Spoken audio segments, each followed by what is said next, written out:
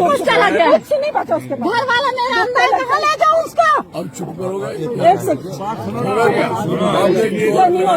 इसीलिए दुख लगता है ना जब आप 10 बंदों में 8 की दखल करके 2 की नहीं करोगे। गलत बात है, गलत हर के लिए इक्वल होने चाहिए। बेशक बहुत अच्छा। इंसान तो सारे इसमें कोई भी है, सारे इक्वल सब एक दूसरे के साथ खड़े। जब हल करने का टाइम क्यों नहीं कोई सब आए हैं आपकी बात सुनो। मैं इसलिए गुस्सा नहीं आएगा। हाँ बिल्कुल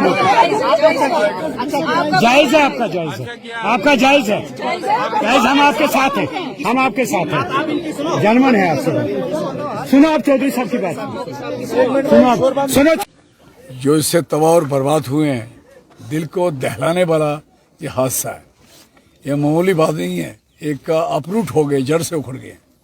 अपनी जड़ें जो इनकी सैकड़ों वर्षों से यहाँ रह रहे थे, अब वो जहाँ इनके बुजुर्गों का खून पसीना उस मिट्टी में समाया हुआ था।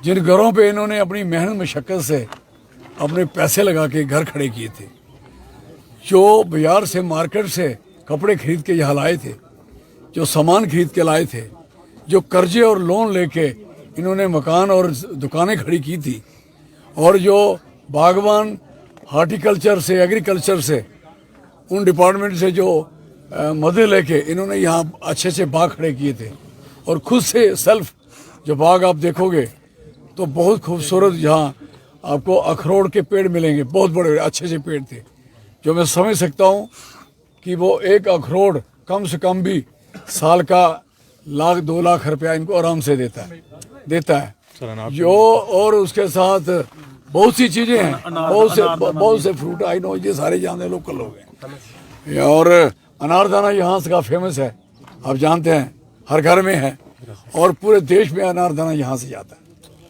और जहाँ तक सवाल है कि ये वेजिटेबल सब्जियाँ और अपने खाने का गुजारा यहाँ अच्छे तरीके से करते हैं।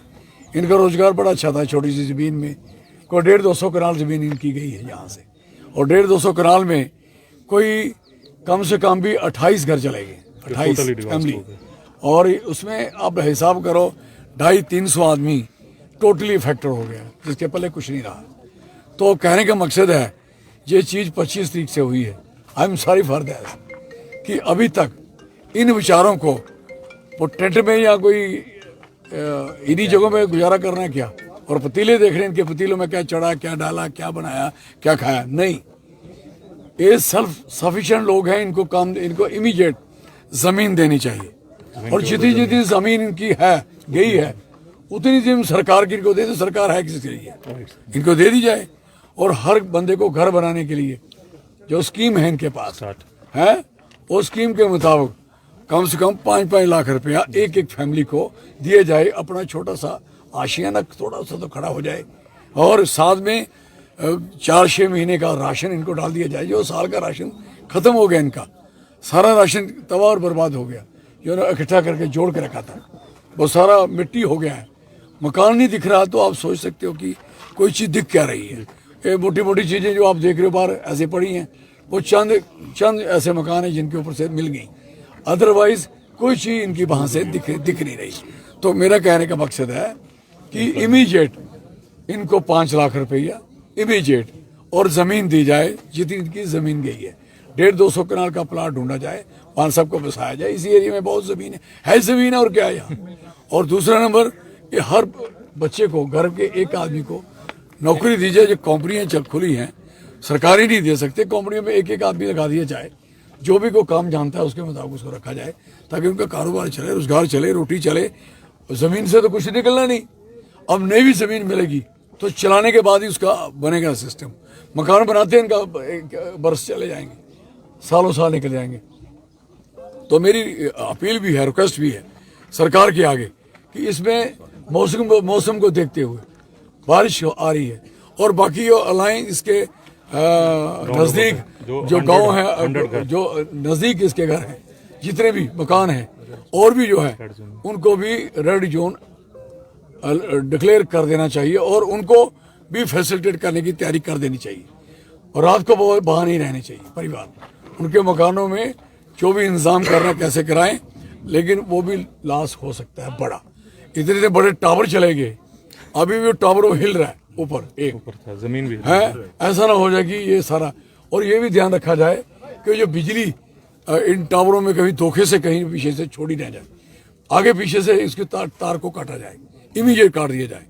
ये कोई बात नहीं है कि ऊपर टावर खड़ा है और नीचे एक टावर गिरे हुए हैं, तो ये कोई जरूरी नहीं। कई बार देखा हमने कि लाइनमैन चढ़ा होता है, पीछे बिजली काट के आए होते हैं, और दूसरा बंदा आता है बिजली स्टार्ट कर देता है और वो लाइनमैन ऊपर टंगा देखता है। कई हुए ऐसे, कई मैंने देखे, तो अंग सड़ गए, बंदे मर गए, ऐसा हुआ।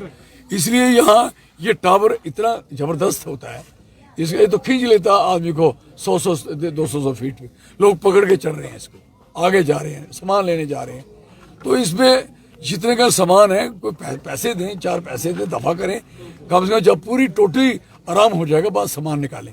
अभी सामान जो निकल रहा है खतरे से खाली नहीं है, ये मैं आपको बताना चाहता हूं। इससे पहले भी रामबन में तस्वीर होगी। ये सरकारें नकम्मी जब होती हैं, ये बात मेरी याद रखना, मैं बोलना नहीं चाहता इस मसले में, और नकम्मे मेंबर ऑफ पार्लियामेंट होते हैं, और सरकार डायरेक्टली इन देश के अंडर है, समय यूटी है, दिस इज वेरी क्लियर।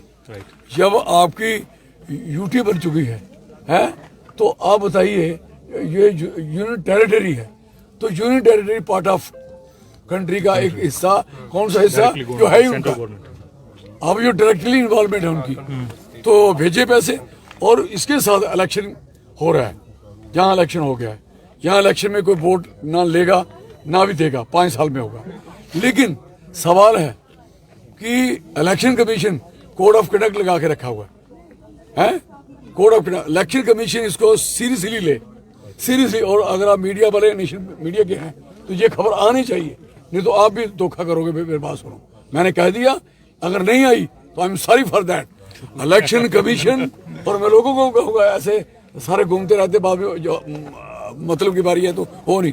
अब इलेक्शन कमीशन की जिम्मेवारी है कि इसको कोड ऑफ कंडक्ट में रखना है, इनको पैसे दिलवाने हैं, कैसे दिलवाने हैं, जहाँ इलेक्शन कमीशन देगा इनको, कौन मदद करेगा इनकी, दिस इज वेरी क्लियर। तो ये सारी मेरी बातें जो मैंने आपको कही हैं, अगर और कोई सवाल है, क्वेश्चन है, यू कैन